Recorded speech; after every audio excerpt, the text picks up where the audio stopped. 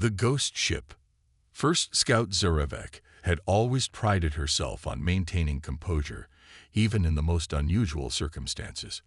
But as she studied the sensor readings from the derelict vessel hanging in the void before her scout ship, her primary heart skipped a beat while her secondary went into overdrive. "Central, please confirm these readings," she subvocalized through her neural link. "I'm showing energy signatures that don't match any known configuration." The response from Central Command came with the usual 3-second delay, a reminder of how far she'd ventured into the unexplored sector. Readings confirmed.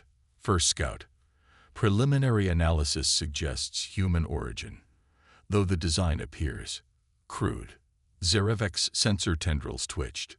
Humans, the galaxy's newest spacefaring species, barely 2 centuries into their expansion. Their rapid colonization had caused quite a stir in the Galactic Consortium, but most dismissed them as primitive upstarts. Yet something about this ship made her scales itch. Permission to approach for detailed scanning. Granted. Maintain safety protocols.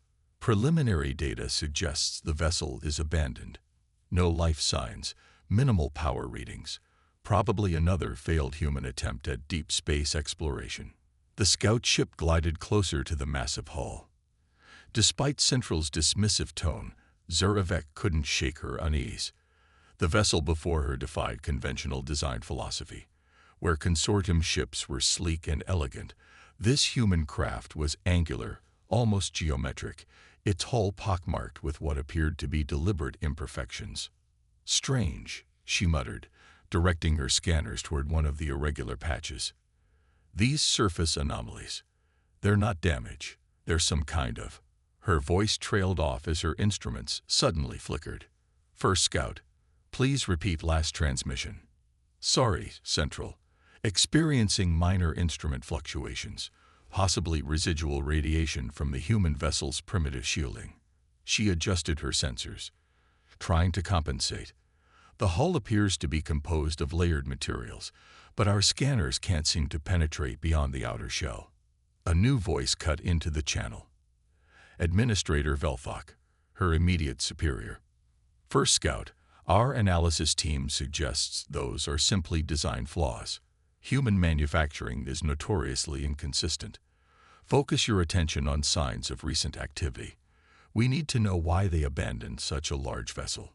Zarevek began a standard search pattern, but something kept nagging at her consciousness. The ship was too perfect in its imperfection. Each supposedly crude feature seemed deliberately placed. She'd studied enough predatory species to recognize camouflage when she saw it. Central, requesting permission to deploy microprobes for closer surface analysis. Denied. Administrator Velthok responded immediately. "Unnecessary risk of contamination. This is clearly abandoned human technology. Primitive, like everything else they..." A pulse of energy so subtle her instruments barely registered it rippled across the human ship's hull. Zarevek's sensor tendrils went rigid. "Central, did you..." "Probably just discharge from their inefficient power systems," Velthok interrupted. "Really, First Scout, your overcautiousness with primitive technology is..." "With respect, Administrator," Zarevek cut in, "breaking protocol. I've studied every known species' technological progression. This ship, something's wrong. These aren't design flaws. They're too regular, too patterned. And these energy signatures, they were not random discharge.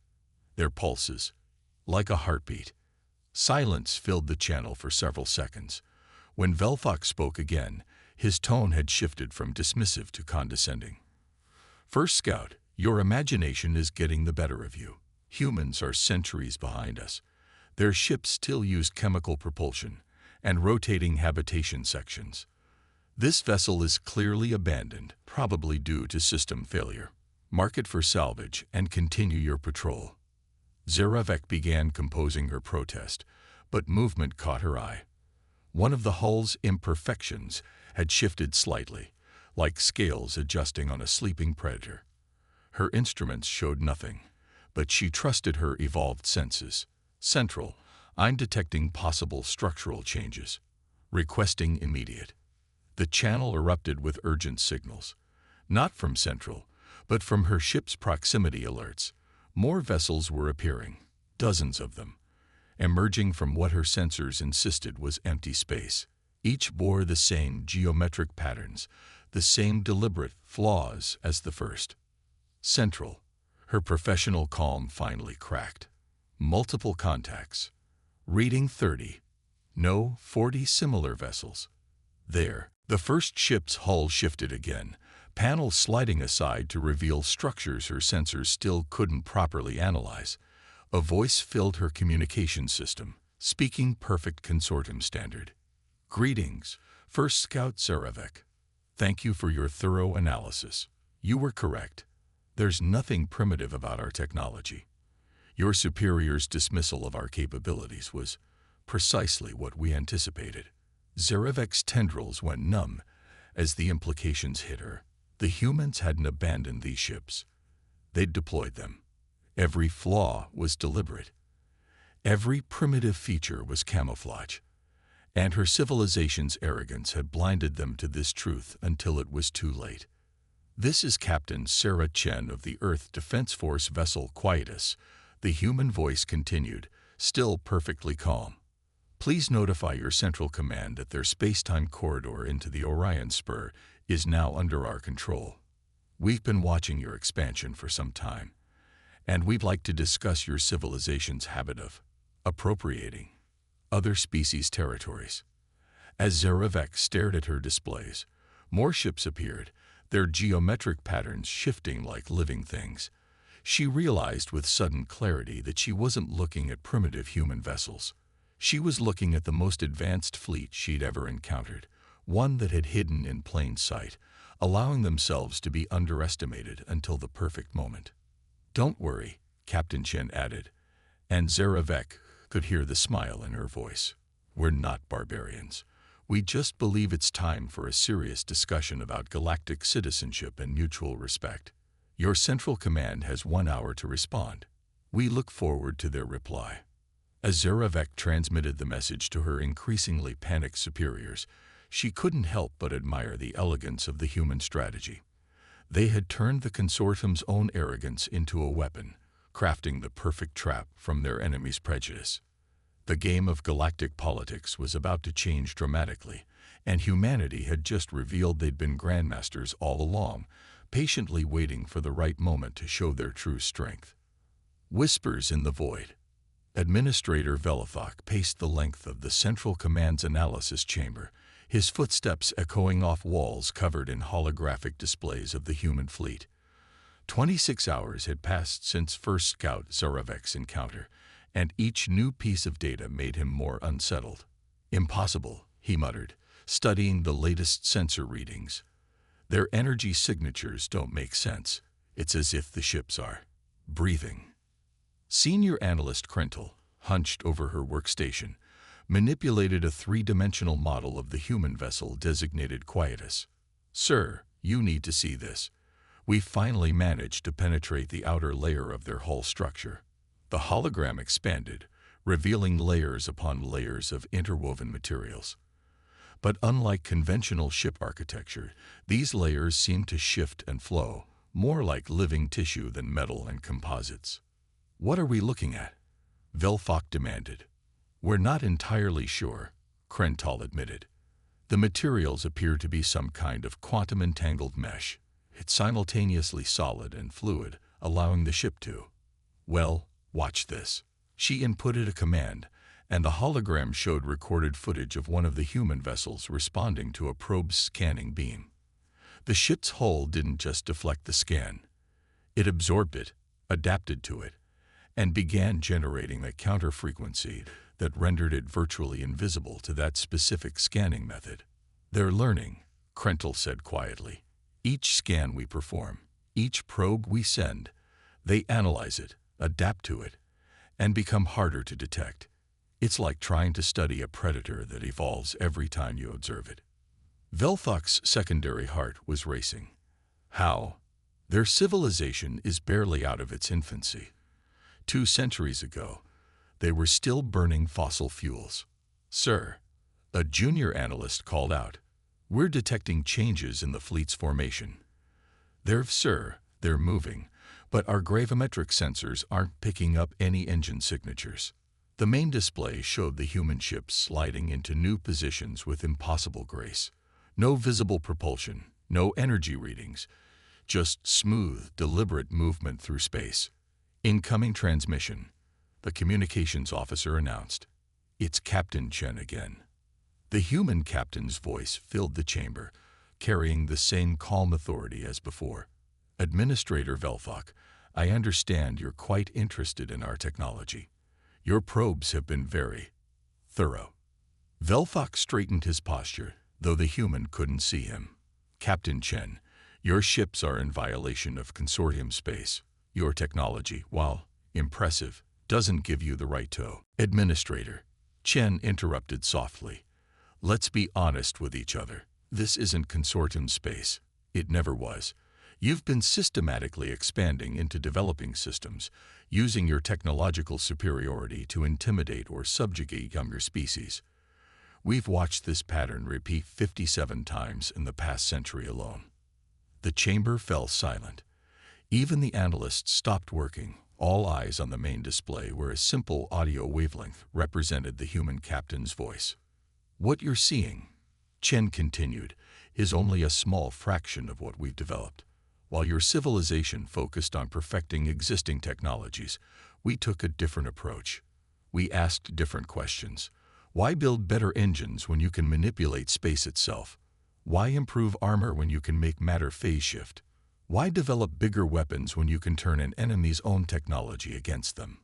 As if to emphasize her point, 3 of the human ships suddenly vanished from their sensors completely, only to reappear at different positions. The movement defied every known law of physics. "Impossible," Velthok whispered again. "No, Administrator, just different.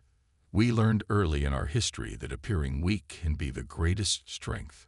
Every time your probes scanned our colonies, noting our primitive rotating habitats and chemical rockets, we were watching, learning, understanding. Your civilization's greatest weakness is your certainty that you're the most advanced species in the galaxy." Krentel's console suddenly lit up with alerts. "Sir, the quantum mesh, it's not just their hull technology. I'm detecting similar patterns in their communication signals, their sensor arrays, even their weapon systems. Everything about their ships is interconnected in ways we've never." She trailed off as her console went dark, along with every other screen in the chamber. When they reactivated, each displayed the same message in perfect consortium script. "The question isn't how we developed this technology so quickly. The question is, what else have we developed while you weren't looking?" The displays returned to normal, but Velthok barely noticed. His mind was racing through implications, possibilities, threats. If the humans had concealed this level of technological advancement, what else were they hiding? "We're not here to threaten you." Chen's voice returned, gentler now. "We're here to prevent you from threatening others. In 12 hours, we'll begin broadcasting evidence of consortium expansion tactics to every spacefaring civilization in this sector. After that, we'll open diplomatic channels to discuss a new framework for galactic relations, one based on mutual respect rather than technological intimidation." The transmission ended, leaving the chamber in stunned silence. Velthok stared at the holographic fleet, finally understanding. The humans hadn't just outmaneuvered them technologically. They'd fundamentally changed the rules of the game. Every assumption about technological progression, about military doctrine, about the very nature of spacefaring civilization would need to be reevaluated. And somewhere out there, Captain Chen and her fleet of impossible ships were waiting, their quantum mesh hulls shifting like scales in the starlight, watching to see what the consortium would do next. As Velthok ordered yet another analysis of the human ships, he couldn't shake the feeling that they were still only seeing what humanity wanted them to see. The true extent of their capabilities might never be known, and that, he realized, was probably exactly what they intended. The Web Titans, Grand Admiral Xentil of the Consortium Defense Force stood before the High Council, his ceremonial armor doing little to hide his agitation. The council chamber's ancient holographic systems displayed tactical readouts of the human fleet, though the images kept shifting and blurring as if refusing to be analyzed. "Honorable Council," he began, "we've deployed our entire 7th Fleet to contain the situation. 12,000 ships, our most advanced vessels, armed with—" "We're not interested in numbers, Admiral," High Counselor Vax interrupted. Her crystalline form caught the chamber's light, sending rainbow patterns across the walls. "We want to know how a species we dismissed as primitive has managed to outmaneuver us so completely." Before Xentil could respond, the chamber's displays flickered. Every council member tensed. They'd all read the reports about human technological infiltration. But instead of another message from Captain Chen, the screen showed a new vessel emerging from quantum space. The ship was massive, easily dwarfing the Quietus. "Unknown vessel detected," the chamber's AI announced. "Configuration matches human design principles. Energy readings are error. Unable to quantify." The new ship's hull rippled like liquid metal, its geometric patterns more complex than anything they'd seen before. As they watched, smaller vessels began emerging from quantum space around it, each one larger than the Quietus. By the first light, someone whispered. A new voice filled the chamber, not Captain Chen this time, but deeper, carrying an authority that made even the High Council straighten in their seats. "Greetings, High Council of the Galactic Consortium.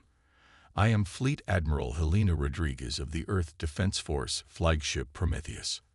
I believe it's time we had a frank discussion about the future of galactic civilization." Xentil's tactical display showed more human ships appearing. Not dozens now, but hundreds. Each emergence rippled through space-time itself, as if the very fabric of reality was being gently pushed aside. "Your 7th Fleet is impressive," Rodriguez continued. 12,000 ships, each representing the pinnacle of consortium technology. Under normal circumstances, such a force would be overwhelming. But circumstances stopped being normal the moment you dismissed humanity as primitive.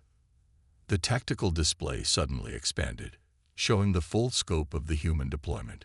Their ships had emerged in a perfect three-dimensional web, each vessel positioned with impossible precision. The 7th Fleet, for all its might, was completely enveloped.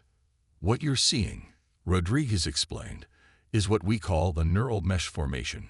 Each ship is quantum entangled not just within itself, but with every other vessel in the fleet. They think as one, adapt as one, and if necessary, fight as one." High Counselor Vax's crystalline form chimed softly, a sign of extreme agitation. "Impossible. The energy requirements alone would be astronomical using your technology," Rodriguez agreed. "But we didn't follow your technological path. While you perfected faster-than-light travel, we explored quantum consciousness. While you built bigger weapons, we learned to weave space-time like fabric. While you expanded outward, we expanded inward." The Prometheus's hull shifted, revealing structures that seemed to fold through dimensions the consortium's sensors couldn't even detect. Several council members looked away, their senses overwhelmed by geometries that shouldn't exist.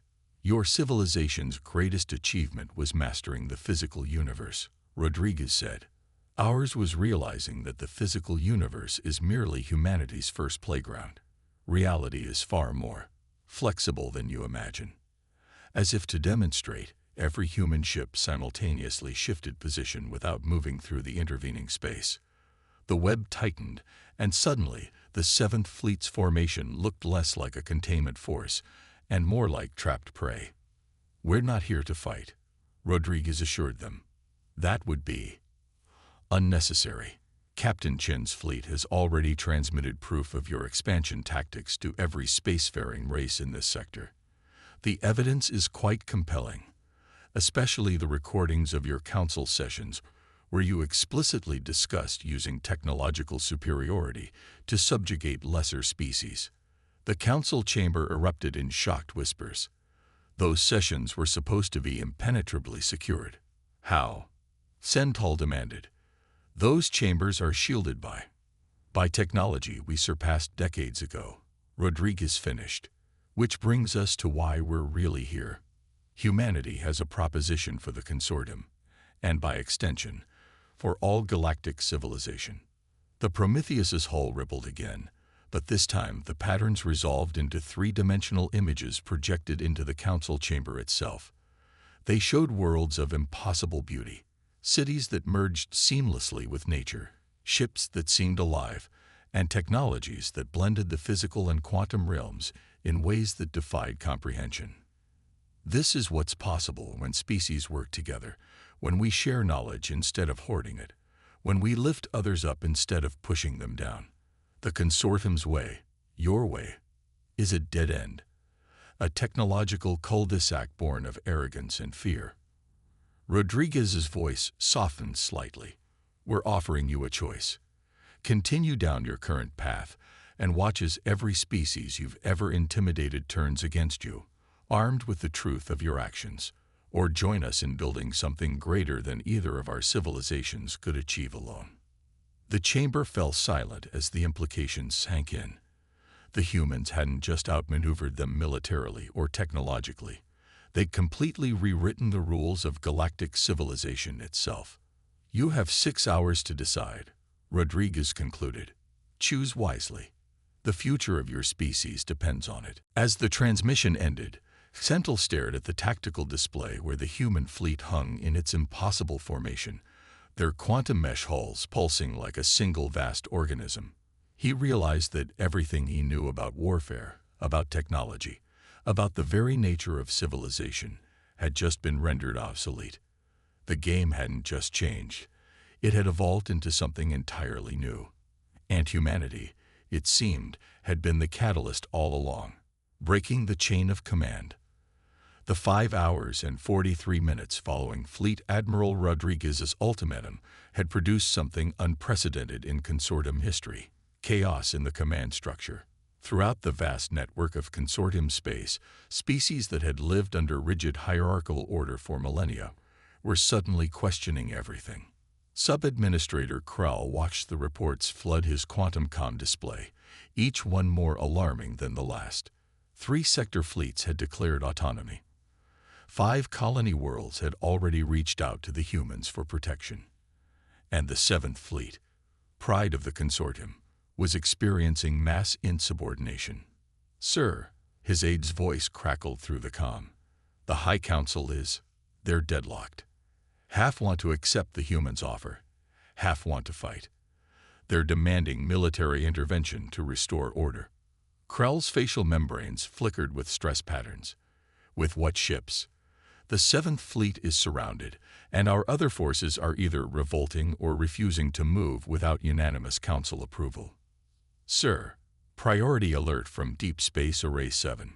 The display shifted, showing a new sensor reading that made Krell's secondary nervous system shut down momentarily. More human ships were appearing, but these were different. Where the 1st Fleet had been geometric and angular, these new vessels were organic, almost crystalline in appearance. They moved like schools of fish through space, their hulls refracting light in ways that made them seem both solid and ethereal. Multiple contacts, the tactical officer reported. Sir, they're emerging everywhere. Every major consortium world, every fleet concentration, every strategic location. They've been there all along, cloaked somehow, waiting. A new voice entered the command channel, not Rodriguez or Chen, but equally confident. This is Commander Sarah Jung of the Earth Diplomatic Corps. To all consortium forces and civilian authorities, please stand by for an important message. Every display in consortium space shifted simultaneously, showing the same image. A simple conference room where humans sat with representatives of dozens of species the consortium had classified as primitive or pre-spacefaring. What you're seeing, Jung continued, is footage from 6 months ago, when these species, your supposed inferiors, joined the Human Federation as full partners. Their knowledge, their unique perspectives, their different approaches to science and technology. All of it proved invaluable. Together, we've achieved things none of us could have managed alone. The footage showed remarkable technologies, ships grown rather than built, weapons that manipulated probability itself, communication systems that operated through dreams. Each innovation bore the marks of multiple species' influence, creating something entirely new. Your civilization's fundamental mistake, Zhang explained, wasn't your aggression or your ambition. It was your assumption that technological progress could only follow one path, yours. But the universe is vast, and there are countless ways to understand it. Krull watched as his tactical display updated, showing the true scope of human deployment. Their ships weren't just surrounding consortium forces. They had woven themselves into the very fabric of consortium space. Every patrol route, every standard tactical response, every emergency protocol, the humans had mapped them all and positioned themselves accordingly. Even now, Zhang continued, your military leaders are probably considering their options. Let me save you some time. We've had years to study your tactical doctrine, your command protocols, your contingency plans. We know them better than you do. We had to.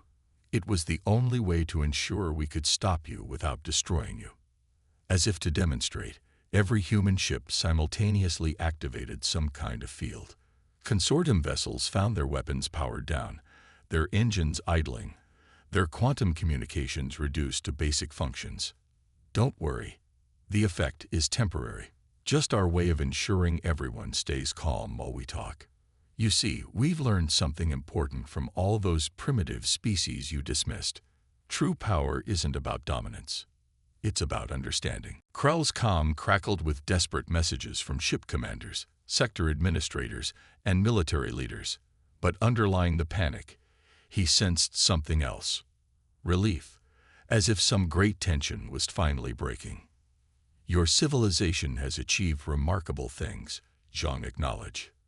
Your engineering, your physical sciences, your mastery of traditional space-time physics, all of it is genuinely impressive. But you stopped learning from others. You forgot that every species, no matter how young or different, has something to teach. The displays shifted again, showing successful collaborations between human and alien technologies. Consortium designs merged with organic computing, crystalline consciousness matrices interfaced with quantum fields, creating hybrid systems that defied conventional understanding. The choice before you isn't really about surrender or resistance, Zhang said softly. It's about whether you're ready to be students again. To learn that strength comes in many forms, that progress isn't always linear, and that sometimes the most primitive-looking solution is the most advanced. A new alert flashed across Krull's display. The High Council had finally reached a decision. As he read their proclamation, he felt something he hadn't experienced since his early days as a junior administrator. Hope. The Council's message was brief but clear. To all consortium forces and citizens, stand down. We choose to learn. As the human ships maintained their perfect formation, their hulls shimmering with technologies that blended a dozen different species innovations, Krull realized that this wasn't an ending. It wasn't even really a surrender. It was an invitation to join something greater than the consortium had ever imagined possible. And somewhere out there, humanity's vast fleet hung in space like a neural network made manifest, each ship a neuron in a vast, collective intelligence that had orchestrated not just a military victory, but a fundamental transformation in galactic civilization. The age of single-species dominance was over. The age of true collaboration had begun. A new understanding.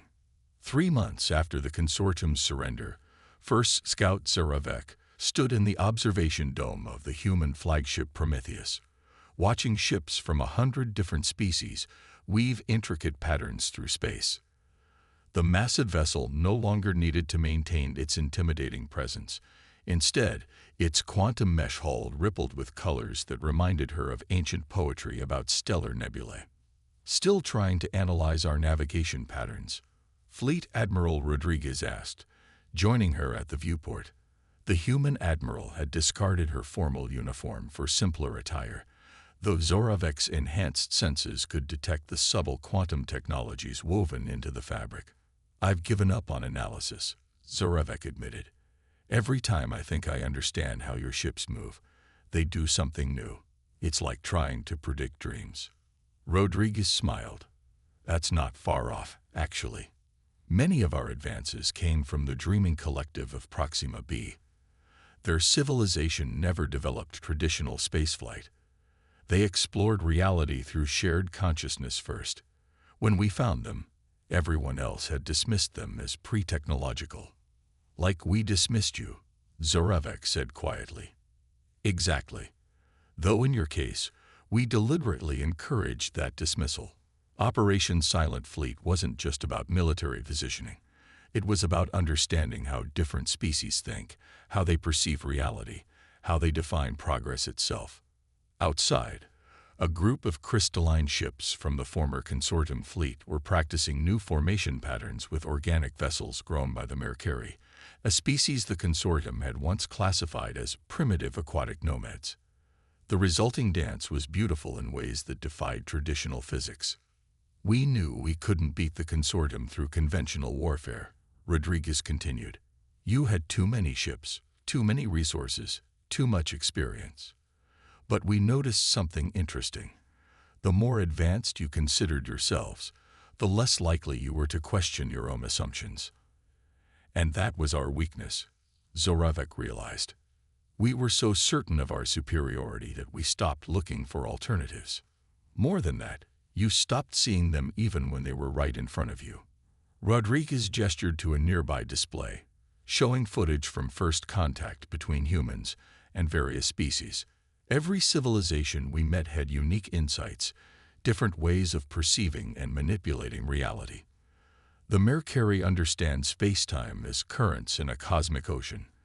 The dreaming collective sees it as a vast neural network.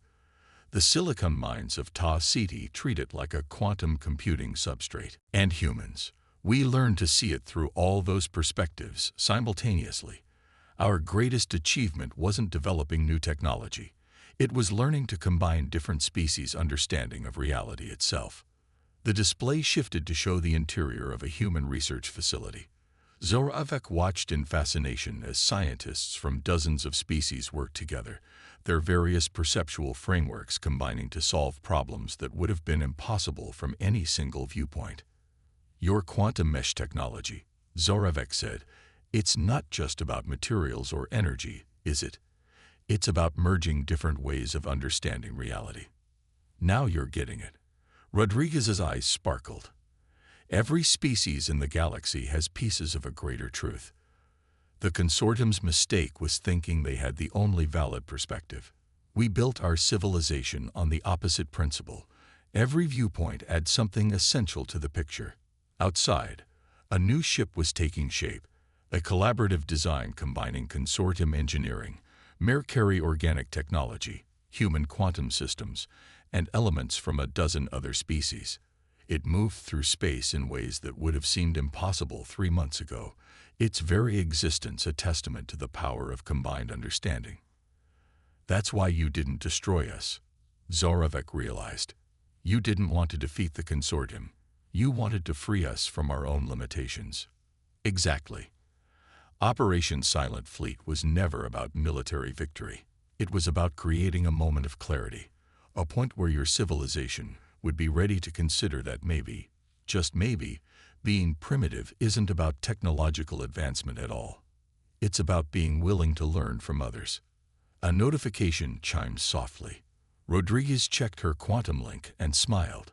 "The first joint session of the new Galactic Council is about to begin. Your people's expertise in traditional physics is already helping us understand aspects of quantum mesh technology we never considered. It turns out there are still plenty of things the consortium can teach us." Zorovek felt her sensor tendrils tingle with excitement. "And many things we can learn in return." As they headed to the council session, Zorovek looked back at the ships dancing through space. The sight of consortium vessels learning new movements from species they had once dismissed filled her with profound hope. They had lost an empire of dominant force, but gained membership in something far greater. A civilization built on the combined wisdom of 1,000 different ways of seeing the universe. The human ships still hung in their perfect formation, but now they were joined by vessels of every shape and design imaginable. Together, they formed patterns that were more than just tactical arrangements. They were a visual representation of the greatest lesson humanity had taught the galaxy. True power comes not from dominating other perspectives, but from learning to see through them all. The age of singular vision was over. The future belonged to those who could see through many eyes, think with many minds, and understand that in the vast cosmic dance, every partner brings their own essential steps to the performance.